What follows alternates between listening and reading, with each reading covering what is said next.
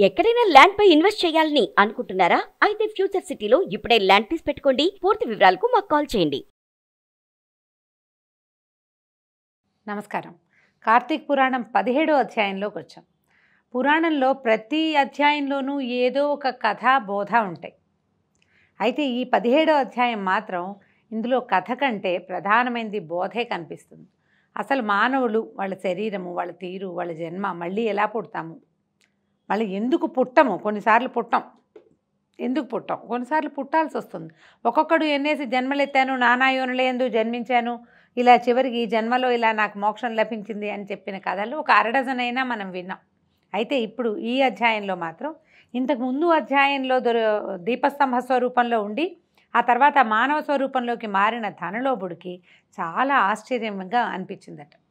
నేను ఎన్నో పచ్చిపాపాలు చేశాను, ఓ దానం, పూజ, పునస్కారం ఏమీ చేయలేదు, ఇలా స్తంభంగా మారి బతకవలసిన వాడిని నన్ను ఎట్లా మానవ జన్మ ఇచ్చారు, ఇది ఈ పరిణామక్రమం ఏ రకంగా జరుగుతుందని ఆయనకు ఆశ్చర్యంగా ఉందన్నమాట. నాకు అవన్నీ కనపడుతున్నాయి, నేనేమేం చేశాను, ఎలా చేశా, ఏ జీవితంలో నేను ఏ తప్పులు చేశాను. ఇంతకుముందు అంటే అతనికి మానవుడిగా ఉన్న జన్మ గుర్తొస్తుంది, మధ్యలో రకరకాలు జన్మించాడు జంతువులుగా, అవన్నీ జ్ఞాపకం లేవు, ఏవో చాలా జన్మించానని తెలుస్తుంది.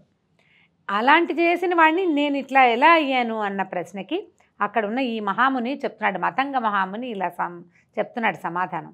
ఓ ధనలోభి, నీకు కలిగిన ఆశ్చర్యం నాకు అర్థమైంది.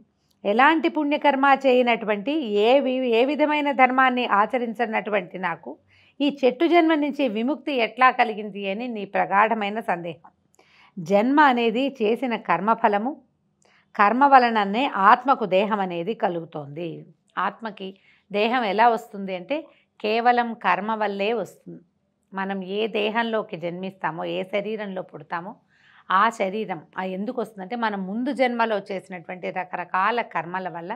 ఒకవేళ సత్కర్మలు చేసుంటే పండితుల ఇంట్లో, బాగా చదువుకున్న వాళ్ళ ఇంట్లో, ధనవంతుల ఇంట్లో, ఎక్కువ భోగం జరిగే చోట పుడతాం. మనం చేసిన కుకర్మలు అయితే కనుక దుర్మార్గులు, చెడ్డవారు, దరిద్రులు, ఏ అవకాశము లేనివారు, బతకడానికి కూడా అవకాశం లేని కుటుంబాలలో జీవితాలు ఎందుకు వస్తాయంటే ముందు జన్మలో చేసినటువంటి కర్మల ఫలితంగా. ఆ కర్మ ఫలితంగా జన్మించినప్పటికీ ఒకవేళ మన ముందరి జన్మలో ఏవైనా కొన్ని సుకర్మలు ఉంటే దానివల్ల మనం బీదరికంలో జన్మించినా, ఏ సహాయము లభించని చోట జన్మించినా, చదువుకునేందుకు అవకాశం లేని చోట జన్మించినా, సుకర్మలు కొన్ని ఉంటే అవి మనని ఎవరో ఒకళ్ళు చెయ్యందిచ్చి మన అందులో నుంచి బయటికి లాగి మన ఉద్ధరించి మనకేదో పూజా పునస్కారం చెప్పి చదువు సంధ్య నేర్పి సంస్కారాలు తెలియజేసి జరుగుతుందన్నమాట. అట్లా కేవలము కర్మల వల్లే మానవ దేహం లభిస్తుంది. ఆత్మ ధరించిన దేహం వల్లనే కర్మ నిర్వహణ జరుగుతుంది. ఇప్పుడు ఈ ఆత్మ ఏ శరీరంలో అయితే ప్రవేశిస్తుందో దానివల్ల దేహం ఉంటేనే కర్మలు జరుగుతాయి. శరీరం లేని ఆత్మ ఏ కర్మలు చేయలేదు. బాడీ ఉండాలి కదా, దానికి ఒక మీడియం కావాలి. ఈ శరీరంతో మనం రకరకాల, మనం పుట్టిన ఇల్లు, మనం పుట్టిన ఊరు, మనం పెరిగిన వాతావరణము, మనం తెలుసుకున్నటువంటి చదువు, సంధ్యలు, సంస్కారాలు, వాటి వల్ల మన కర్మలు కొన్ని, తర్వాత మనం పూర్వజన్మలో చేసినటువంటి సుకర్మ కుకర్మల ఫలితాలు కొన్ని, ఇలా నడుస్తూ ఉంటాయి. అయితే కనుక శరీరమే కర్మకి కారణమవుతుంది. కానీ అహంకారంతో ఆత్మ ఈ శరీరమే అని వ్యవహరిస్తూ ఉంటాము. ఎప్పుడు నేనే అనుకుంటాం. నిజానికి నేను అనేది నేను కాదని, ఈ నేననేవాడు పడిపోయాక ఈ నేనుని నడిపించేవాడు ఎవడైతే లోపల ఉన్నాడో వాడు ఇంకో నేనుని వెతుక్కుంటూ వెళ్ళిపోతాడని మనం అనుకో. మనకు అర్థం కాదు అసలు. ఆత్మారాముడు అని చెప్తాం, ఆత్మ ఉంది అని చెప్పుకుంటాం. శ్లోకాల్లో, స్తోత్రాల్లో తెలుసుకుంటాం మనకి లోపల భగవంతుడు ఒక జ్యోతి రూపంలో వెలుగుతున్నాడని. ఆ జ్యోతి ఉన్నంతసేపే శరీరం ఇట్లా ఉంటుందని, శరీర పతనం తర్వాత శరీరంలోంచి ఈ జ్యోతి వెళ్ళిపోతుందని. వెళ్ళిపోదు, శరీర పతనం తర్వాత కాదు, జ్యోతి వెళ్ళిపోయాకే శరీర పతనం జరుగుతుంది. ఈ వెళ్ళిన జ్యోతి పరంజ్యోతిగా ఉంటుంది ఎప్పుడూ కూడా. పడిపోయేది శరీరమే. ఇన్ని రకాల క్రియలు చేసినటువంటి శరీరం పడిపోతుంది.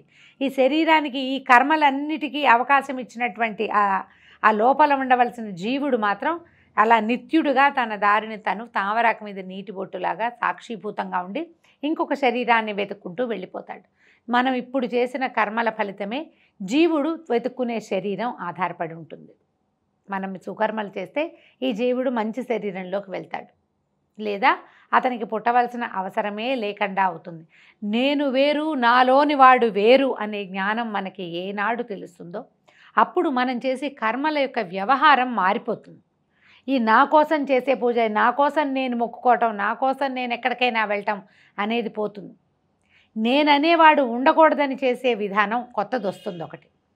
అప్పటి వరకు మనం డాంబికంగా ఉంటాం, ప్రపంచానికి చూపిస్తూ ఉంటాం. మనం చేసే పూజ, పునస్కారం, ప్రార్థన, భజన సమస్తము ప్రపంచానికి చూపించేవే జరుగుతూ ఉంటాయి. ఈ నేను వేరు అనేది మనకి అర్థమైతే ఇక డంబం పోతుంది, డాంబికం తగ్గిపోతుంది, వదిలేస్తాం దాన్ని. వదిలేసిన తర్వాత ఏమవుతుంది, ఈ నేను ఉన్నవాడు, లోనివాడు, పైవాడు, బయటవాడు ఇద్దరూ సెపరేట్ అయిపోతారు. పైవాడు కేవలము లోకం కోసం ప్రవర్తిస్తాడు, అంతే. ఏం చేయాలో అది చేస్తాడు. లోపలి వాడి కోసం ఏం చేయాలో అది చేయటానికి ప్రవర్తించడం మొదలు పెడతాడు. తెలుసుకుంటామన్నమాట. ఆ తెలుసుకునే జ్ఞానం మనకి ఎప్పటికి వస్తుందంటే, ఎప్పుడో ఒక్కొక్కసారి ఎవరివైనా మరణాలు, ఎవరివైనా ప్రసూతి వ్యాధులు అలాంటప్పుడు మనం తెలుసుకుంటాం.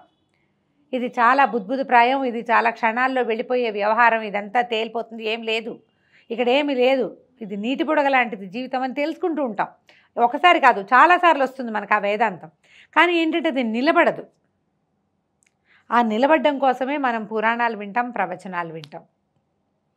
నేననేవాడు వేరేవాడు ఒకడు ఉన్నాడు అనే సంగతి మనకి అర్థం అవటానికే చాలా సమయం పడుతుంది. ఈ లోపల మనం ఎన్నో రకాల వ్యవహారాలు చేసేస్తాం. వాటిని మోసుకుంటూ మన లోపల ఉన్నవాడు మళ్ళీ పుట్టాల్సి వస్తుంది. ఆ మోత వాడికి ఇవ్వకూడదంటే ఈ ఇహంలో మన ప్రవర్తనలో మార్పు రావాలి. మనకు తెలియకుండానే ఈ కార్తీక పురాణంలో ఏం చెప్తారు, తెలియకుండానే ఎలుక తీసుకెళ్ళి ఓ ఒత్తిని తీసుకెళ్ళి ఇంకో చోట పెట్టింది, దాని మానవుడైపోయింది. తెలియకుండా చేసినా కూడా అది కుదురుతుంది అని. అందరికీ అది సాధ్యపడదు. ఇవి కృతయుగం నాటి కథలు.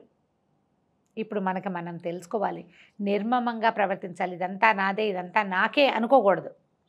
అసలు ఈ నేను అనేది ఒక క్షణమని ఇది వెళ్ళిపోవడానికి మనకు అర్థం కావాలన్నమాట. అది వివరంగా చెప్తున్నారు చూడండి. నేను నాది అనబడే జీవాత్మయే అహంకారం. ఈ అహంకారంతోనే సర్వస్వము అన్న భావన కలుగుతుంది. ఆత్మ పరమాత్మ స్వరూపం.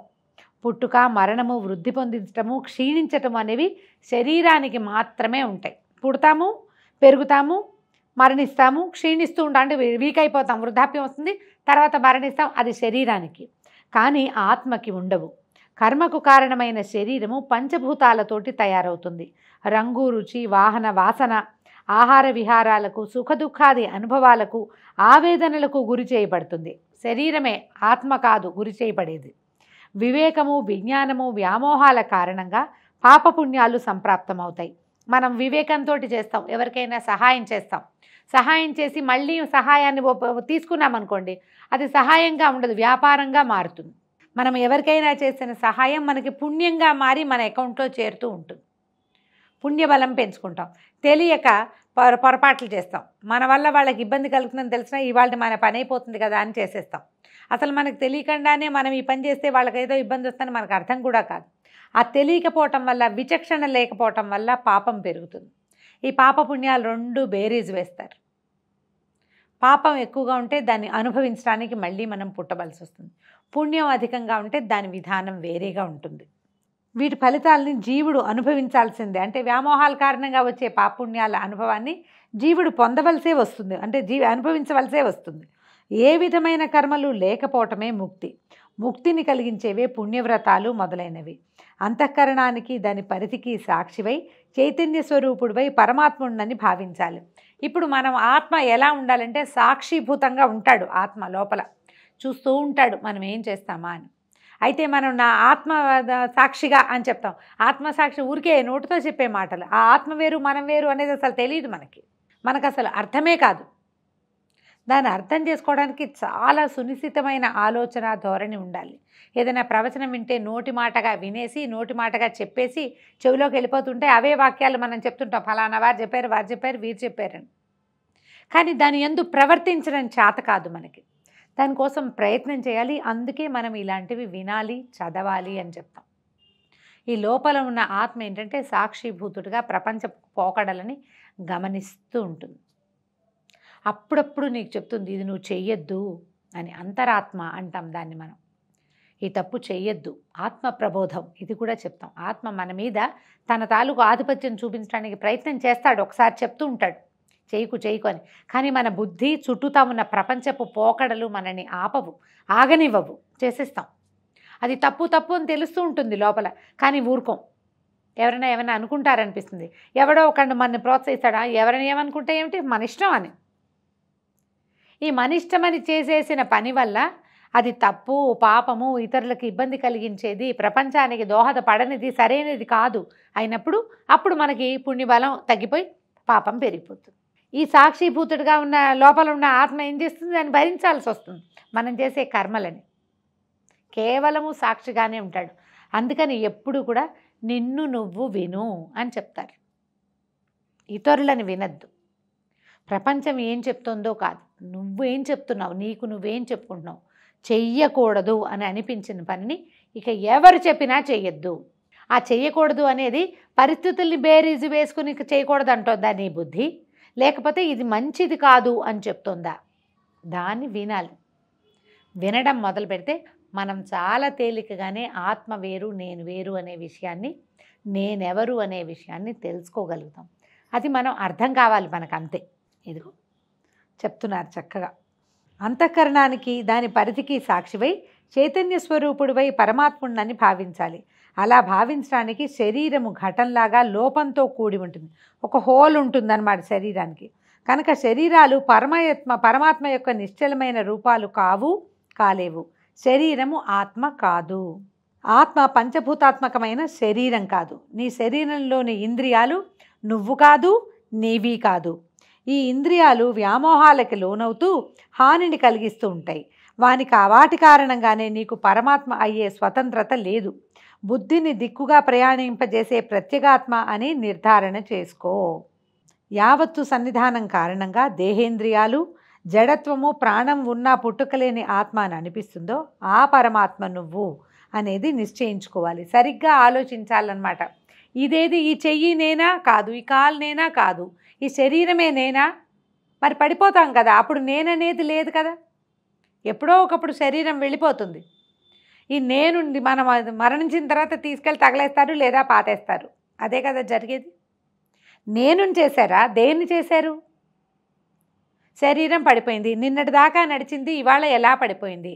అందులోంచి ఎవరు బయటికి వెళ్ళిపోవటం వల్ల ఇది పడిపోయింది. ఆ ఎవరో బయటికి వెళ్ళారు, అదా నేను, ఇదా నేను, శరీరమా వెళ్ళిపోయిన వాడా? ఈ ఆలోచన ఖచ్చితంగా ప్రతివాడికి ఉండవలసిందే. జాగ్రత్త, స్వప్న, సుషుప్తి అవస్థల యందు పదార్థాలన్నీ కలిసిపోయినప్పుడు వికారములు లేనివాడే సాక్షిభూతుడై చూస్తున్నది ఎవడో వాడే నువ్వని భావించు. దీపం వేరు, వెలుగు వేరు అని అనిపించినట్టుగానే శరీరం వేరు, శరీరంలో ప్రకాశించే ఆత్మ వేరు అని తెలుసుకో. ఆత్మస్వరూపుడైన పరమాత్మను ధ్యానించు. సత్యాసత్యములందు, ప్రియాప్రియములందు ఇష్టుడైన సర్వసాక్షియే నిత్యమని నిశ్చయించుకో. ఇంద్రియాలు, మనసు, ప్రాణము, అహంకారము, దేహము వీటన్నిటికంటే అతీతంగా 6 విధాలైన వికారాలు లేకుండా ఉండేవాడే పరమాత్మ. అజ్ఞానాంధకారం లేనిది, చెరగనిది, చెదరనిది, నిర్మలమైనది, సుఖజ్ఞానం కలిగినది ఆత్మస్వరూపం. సుఖానికి, ఆనందానికి అతీతమైనది, పరిపూర్ణమైనది, శాశ్వతమైనదైన స్వరూపమే పరమాత్మ. సర్వజ్ఞత, సర్వేశ్వరత్వము, సర్వశక్తిత్వము వేదాలలో ఎవరికి ఉన్నాయని, ఎవరికి సంబంధించినవని చెప్పబడ్డాయో అటువంటి పరమాత్మని అనుసరించి చేసే ఏ వస్తుజ్ఞానం వలన పరిపూర్ణమైన జ్ఞానం కలుగుతుందని వేదాలు బోధిస్తాయో అదే పరబ్రహ్మమని, కర్మఫలదాయకమని, జీవులన్నిటికీ కారకమని సమస్త వేదరాశి ఉద్ఘోషిస్తోంది. చాలా పెద్ద విషయం అండి. ఇప్పుడు మనం ఉన్నాం, మన కన్ను, ముక్కు, చెవి ఇలా కావాలని మనం చేసుకోలేదు. మనకు అసలు తెలీదు. పోని తల్లి, మనకి పురుడు పోసిన తల్లి, మనకి ప్రాణం పోసిన తల్లి తండ్రికి కూడా మన ముక్కు, మన కన్ను, మన చెవి ఇలా ఉండాలని, ఇన్ని నరాలు ఉండాలని, ఇన్ని నాడులు ఉండాలి, ఇన్ని ఎముకలు ఉండాలి, మా పిల్లవాడికి 2000 ఎక్స్ట్రా ఉండాలి, అలాంటివి ఎవరైనా ఊహిస్తారా? తెలీదు. మనకి తెలియకుండానే అసలు జీవం ఎలా పోసుకుందో, జీవం ఎలా తయారయ్యిందో ఆ జీవితానికి కారణమైన అమ్మా నాన్నలకి కూడా తెలియదు. దానికి కారణం ఎవరు చేశారు దీన్ని? ఓ కన్ను, కంటికి కుడి కన్ను ఒక రకం, ఎడం కన్ను ఒక రకం. ముక్కుకి 2 రంధ్రాలు ఉండాలి, ఒక దాంట్లోంచి గాలి వెళ్ళాలి, రెండో దాంట్లోంచి గాలి రావాలి. 2 చెవులలోనూ శూన్యం ఉండాలి, శూన్యం ఉంటేనే శబ్దం వినపడుతుంది. నోట్లో నాలుక ఉండాలి, చుట్టూతా పళ్ళు ఉండాలి. అన్ని పళ్ళున్నా అవి టకటకా ప్రతి వస్తువుని నవిలేసేవైనా లోపల మెత్తగా ఉండే నాలికని అవి నమలకూడదు. ఈ నాలిక ఈ పళ్ళు ఒక మెత్తటి పదార్థము ఓ 32 గట్టి పదార్థాల మధ్యలో నుంచి సుమధురమైన కంఠస్వరం బయటికి రావాలి. ఈ నాలిక ఈ పళ్ళు తగిలితే ఈ అక్షరాలు రావాలి. ఇవేవి మనకు తెలియదే, మనమేం చెయ్యాల. ఎవరు చేశారు దీన్ని? ఎవడైతే దీన్ని చేశాడో వాడు పరమాత్మ. ఆ పరమాత్మలోంచి బయటికి వచ్చినటువంటి కొన్ని లక్షల కోట్ల స్వరూపాలే ఈ భూమి మీద నివసించేటువంటి సమస్తమైన జీవరాశులు. ఆయన యొక్క ఆజ్ఞతోటి ఇవన్నీ నడుస్తూ ఉంటాయి.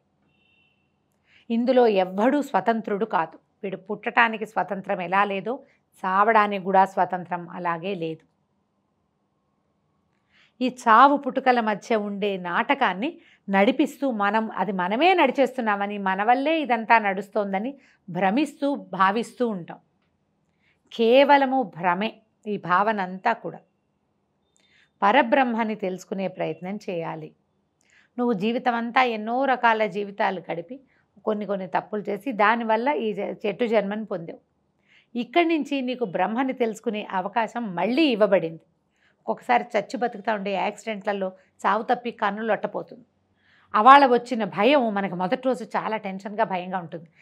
దేవుడు మళ్ళీ మనకి పునర్జన్మనిచ్చాడు, బాగా బతకాలనుకుంటాం. మళ్ళీ ఈ జగన్మాయా విలాసాలతోటి దీంట్లోకి వెళ్ళిపోతాం, మాయలో పడిపోతూ ఉంటాం, తెలుసుకోలేకపోతాం. ఒక్కసారి ఫ్రాక్షన్ ఆఫ్ సెకండ్స్లో మరణాన్ని కంటితో చూసిన వాడు ఆ భయాన్ని విడిచిపెట్టకుండా సరిగ్గా ప్రవర్తించే అవకాశం ఇస్తూ ఉంటాడు భగవంతుడు. మనం తెలుసుకోలేకపోతాం, కొన్నాళ్లే ఉంటాం, మళ్ళీ నాటకంలో పడిపోతుంటాం ప్రతిసారి. అందుకని సంవత్సరానికి ఒకసారి ఇలా కార్తీక మాసాలు వచ్చి, మార్గశిర మాసాలు వచ్చి, మాఘమాసాలు వచ్చి, బాబు పక్కకి వెళ్ళిపోకమ్మా, ఇందులో ఉండు, ఇది అని చెప్తూ ఉంటాయి. అలా వెళ్ళకు, ఇలా వెళ్ళు, ఇలా ప్రయత్నం చెయ్యి. దొరికిన దుర్లభమైన మానవ జన్మని పరిపూర్ణం చేసుకో. నీ వల్ల ఇతరులకి ఉపయోగం ఉండాలి. నువ్వు ఇతరులకి కష్టం కలిగించకూడదు, నీ వల్ల పక్కవాడికి కష్టం కలగకూడదు. సాధ్యమైనంత పుణ్యాన్ని ఆచరించు. అందుకని వ్రతం చేయి, హోమం చేయి, పూజ చేయి, దీపం పెట్టు, ఎక్కడైనా తీర్థాలకి వాటికి వెళ్ళి స్నానం చేయి. నువ్వు చేయగలిగేది అదే. నీ ప్రమేయం లేకుండా జరిగే రకరకాల తప్పులకి నా వల్ల ఈ పొరపాటు ఏం జరిగాయో నాకు తెలీదు, ఆ తప్పులన్నీ ఈ దీపంలో కాలిపోవాలని కార్తీకంలో దీపం పెట్టు. ఆ దీపానికి వల్లే ఈ చెట్టుకి ఇలాంటి మోక్షం వచ్చింది.